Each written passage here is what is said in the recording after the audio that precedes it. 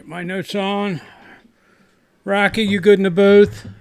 Yeah, everything looks like it's on out here. Everything's recording. And hello and welcome to another episode of Streaming Without a Paddle. I'm Andrew. And I'm Ted. This week, Ted and I took on the Netflix original feature presentation, Remarkably Bright Creatures. It dropped on May 8th, so we're just a couple days out. Yes. Starring the great Sally Field, Lewis Pullman, Alfred Molina, who crushes it. I don't know whenever he doesn't. Cole Meany, Kathy Baker, Laura Harris, Dan Payne, Joan Shen, Beth Grant. Am I missing anybody? What's it? Wait, I think I'm missing one person. Yes, Sophia Black-Deella. Did you say Lewis Pullman? I did, but Sophia's the love interest. All right. I missed that. I'm sorry. said Lewis Pullman.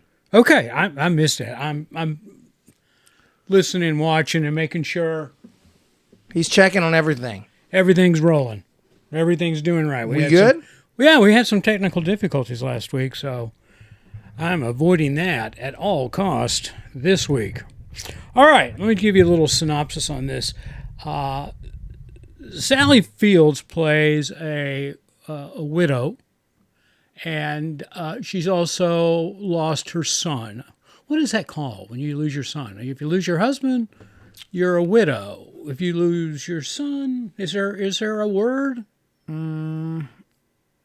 Yeah, I don't guess know. you're widowed in general because you're not. Well, if a guy loses his wife, we're a widower.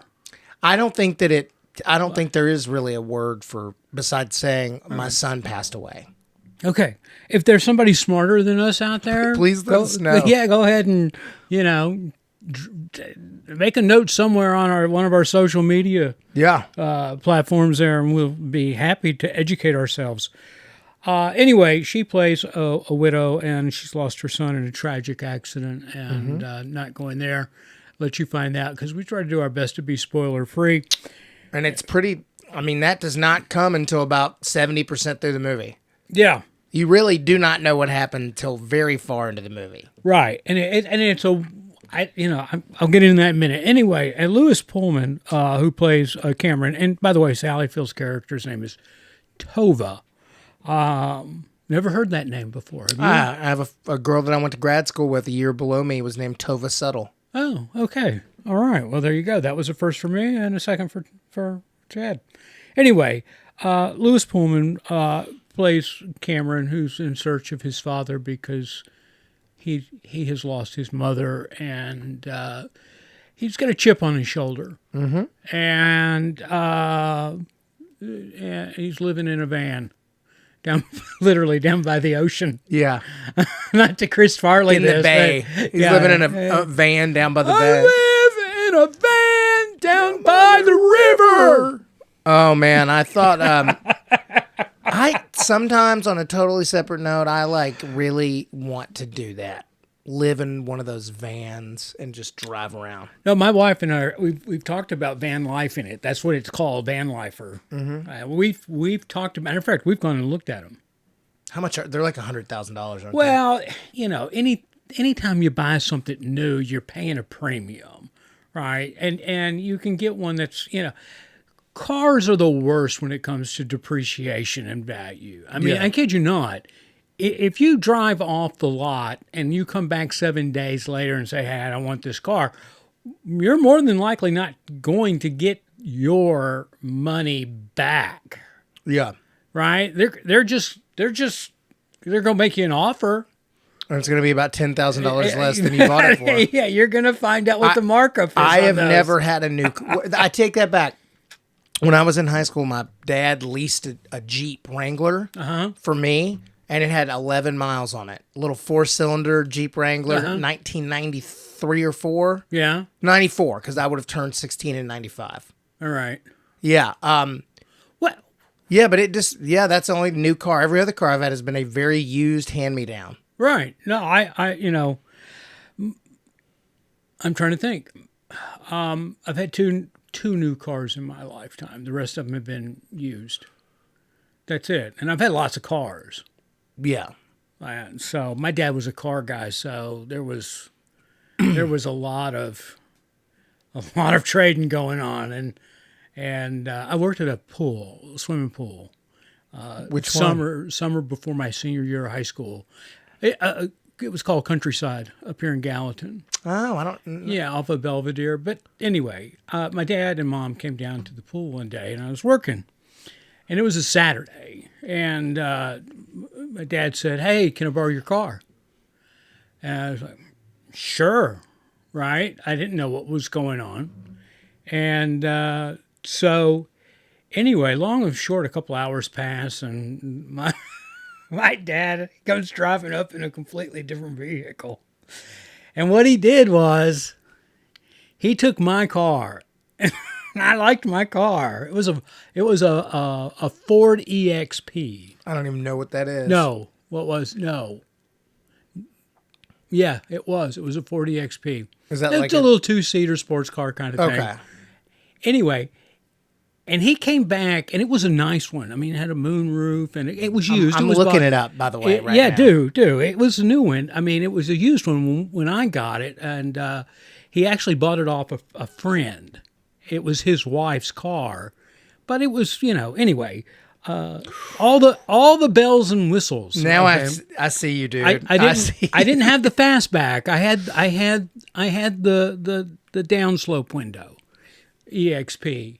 Yeah, that was it. That's it. Mine was black with red pinstripe. You know what it looks like? A couple years later, when they came out with the Mustang. Oh, You remember the body change in the Mustang? It Yeah. looked a little bit more like that, a little boxier. well, they're but both Fords. Yeah, cool. No, it's a cool looking car. So anyway, he comes back in a slightly used Nissan King Cab, 2-wheel drive, pickup truck with nothing on it. No AC, no radio. Oh, It was stock. why did he do that to you? It was what you buy somebody as a commercial vehicle to work in, right? No, construction. I remember I didn't have AC in my first Jeep, and it was the worst thing on earth all summer. It was brutal. Just it was hot, fake leather seats. these no, these had cloth seats in them, and oh my gosh, it was. Anyway, we lived on a farm at the time, and we kind of needed a farm truck. So guess whose car got Yours. yeah. So, but anyway, my mom and dad both came back with new cars too. They had new cars. They did. They get you a work truck. They traded in all their cars, and my car, and it was a triple threat. And I think I got the short end of the stick. I mean, can you put an AC in a car once? Is that easy? I don't think that's easy. I think that's really difficult. It was not a good. I mean, it had nothing in this car. I mean, nothing. The floorboards in it were like rubber. I mean, it was a pure beater truck for a construction site, Open up the doors and just get the hose and just blow it out, man. Did it have roll-down windows? And it did. It did. There was no luxury to that car whatsoever. So, except for it had power steering, but I think that was required at that point. But anyway. After 1983, I think you had to have... Yeah, it was. Anyway, let's get back to this. That was my thing. He was in a van, living in a van down by the river. That's how we got onto the subject. And yes, my wife and I are looking into being van lifers. I'd love nothing more than to take my half of the show, Ted, on the road. I'll sit in my van. And do it from the van. Yeah. I'm going to park my van down by the river. I would like to do it sometimes for trips on spurts for like a month. I don't want to do it year round. Yeah, I don't think we would do it year round. Our conversation's been more of 3 months at a time. We're going to get out and we want to get out and do it. I mean, we want to get out and enjoy the sights. Yeah, I would kind of want to get like So- not even as much a van as a small camper. You know the little bitty campers? Right. That's more what I'm if I were cruising around. Now, see, I would get the van life van, and just think about it. Okay, just take driving from Mexico all the way up to Canada in this thing up to PCH, right? Yeah. I mean, and there are tons of places to park all on the way where van lifers have basically taken over. And just imagine how slow and wonderful that trip would be.